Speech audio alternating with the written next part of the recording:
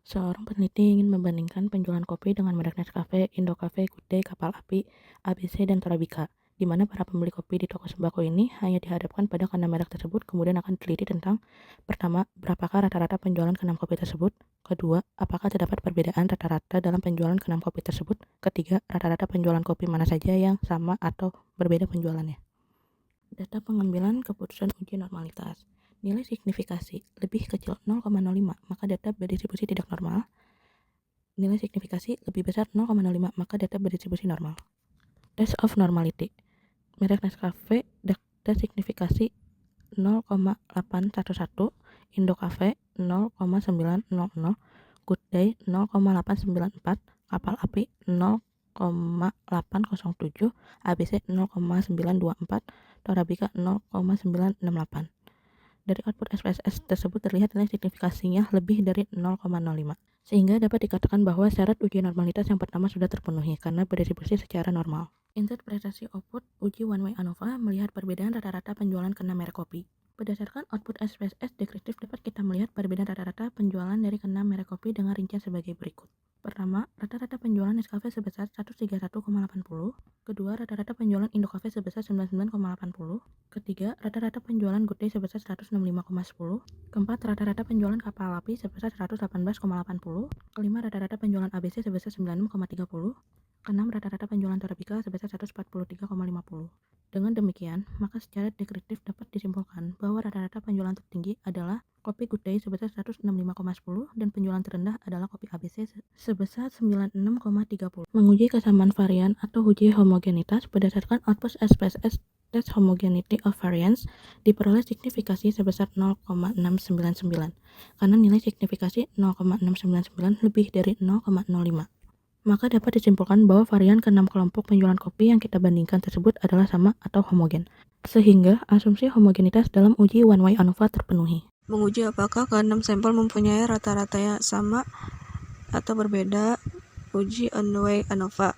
Di sini ada tabel penjualannya untuk Batman Group. Untuk sum of square-nya 34,889,883, untuk GF-nya 5, untuk mean square-nya 6977,977, untuk frekuensinya 103,739, untuk signifikannya lebih kecil dari 0,001. Untuk Witten Group-nya itu 3632,300, untuk GF-nya 54, untuk mean square-nya 67,265, totalnya 38522,183, untuk DF-nya totalnya 59. Menguji apakah keenam sampel mempunyai rata-rata yang sama atau berbeda. Jika nilai signifikan lebih besar dari 0,05, maka rata-rata sama. Jika nilai signifikan lebih kecil dari 0,05, maka rata-ratanya berbeda.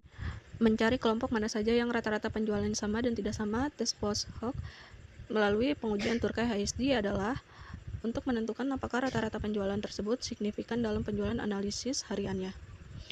Di sini ada hasil tabel post hoc tesnya yang terdiri dari 6 merek, yaitu Nescafe, Indocafe, Good Day, Kapal Api, ABC, Torabika. Untuk hasil the main difference insignificant and at the 0,05. Selanjutnya melihat kesamaan rata-rata penjualan ke 6 merek kopi. Untuk melihat kesamaan rata-rata maka akan menggunakan output Turkai SD atau homogeneous subset. Di sini kita bisa lihat tabel penjualannya. Berdasarkan uji post hoc Turkai SD, semua merek kopi memiliki perbedaan rata-rata penjualan yang signifikan kecuali antara Indocafe dan ABC yang tidak menunjukkan perbedaan signifikan. Untuk kesimpulan ANOVA 1 arah SPSS, rata-rata penjualan dari ke-6 merek kopi berbeda. Paling tinggi Good Day 165,10 dan paling rendahnya ABC 96,30. Adanya perbedaan signifikan dalam rata-rata penjualan antara merek-merek kopi yang diuji dengan hasil uji ANOVA menunjukkan nilai p-value lebih kecil 0,001.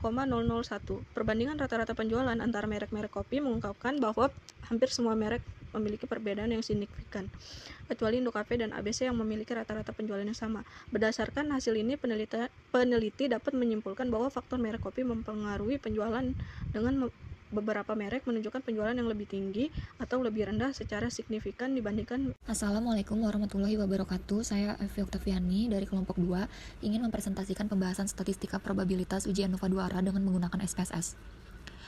Di sini saya memiliki contoh kasus dalam analisis uji ANOVA 2 arah di mana seorang peneliti ingin mengetahui apakah terdapat perbedaan dalam penggunaan kopi saset berdasarkan jenis kelamin dan merek kopi saset. Berikut ini adalah tabel hasil pengamatan yang telah dilakukan. Nah, selanjutnya untuk kategorisasi variabel faktor, yang pertama faktor jenis kelamin, kode 1 laki-laki, kode 2 perempuan, dan faktor merek kopi. Kode 1-nya Nescafe, kode 2 Indocafe, kode 3 Good Day, kode 4 Kapal Api, kode 5 ABC, kode 6 Torabika. Penelitian ini dilakukan dengan tujuan: 1. Apakah ada perbedaan secara signifikan penjualan kopi berdasarkan jenis kelamin? Kedua, apakah ada perbedaan secara signifikan penjualan kopi berdasarkan merek kopi? Dan ketiga, apakah ada interaksi antara jenis kelamin dengan merek kopi dalam penggunaan kopi? Di sini kita bisa lihat pada tabel test of normality. Nah, ini untuk uji normalitas data. Sebelum melakukan interpretasi pada uji normalitas data, kita harus mengetahui kriteria pengujian normalitas yang pertama.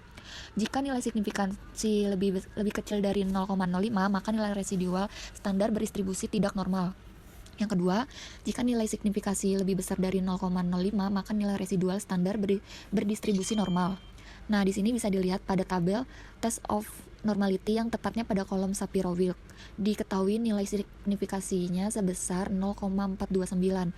Nilai tersebut lebih besar dari 0,05, maka bisa disimpulkan bahwa nilai residual standar berdistribusi normal, yang artinya fungsi normalitas data sudah terpenuhi.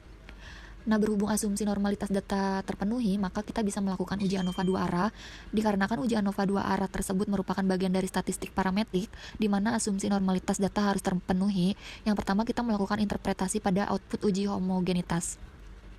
Sebelum melakukan interpretasi pada output uji homogenitas, kita harus mengetahui tentang kriteria pengujian uji homogenitas. Pertama, jika nilai signifikansi lebih kecil dari 0,05, maka varian data tidak homogen. Kedua, jika nilai signifikansi lebih besar 0,05, maka varian data homogen. Nah, setelah kita mengetahui kriteria pengujian uji homogenitas, selanjutnya bisa dilakukan interpretasi pada output uji homogenitas. Diketahui nilai signifikansi yang didapat sebesar 0,559. Nilai tersebut lebih besar dari 0,05, maka bisa disimpulkan bahwa varian data sudah homogen. Nah, selanjutnya output yang paling penting dalam uji ANOVA 2 arah yaitu pada tabel test of between subject effect akan dibahas oleh Lena. Test of between subject effect dengan dependent variable penjualan kopi. Dalam analisis output SPSS di atas, maka dapat disimpulkan bahwa nilai signifikan sebesar 0,838, nilai tersebut lebih besar dari 0,5, maka bisa disimpulkan bahwa tidak ada perbedaan secara signifikan terhadap penjualan berdasarkan jenis kelamin. Nilai signifikan sebesar 0,399, nilai tersebut lebih besar dari 0,05, maka dapat disimpulkan bahwa tidak ada perbedaan yang signifikan juga pada penjualan berdasarkan merek. Lalu, nilai signifikan sebesar 0,913, nilai tersebut lebih besar dari 0,05, maka bisa disimpulkan bahwa tidak ada interaksi antara jenis kelamin merek dan merek dalam penjualan kopi. Berdasarkan hasil uji ANOVA yang telah kami lakukan, maka dapat disimpulkan bahwa tidak ditemukannya perbedaan yang signifikan dalam penjualan kopi berdasarkan jenis kelamin dan merek kopi. Selain itu juga tidak ada interaksi signifikan antara jenis kelamin dan merek kopi dalam hal penjualan kopi. Hasil ini menunjukkan bahwa baik jenis kelamin maupun merek kopi tidak mempengaruhi penjualan kopi dalam penelitian ini. Jenis kelamin, laki-laki dan perempuan tidak mempengaruhi penjualan kopi secara signifikan.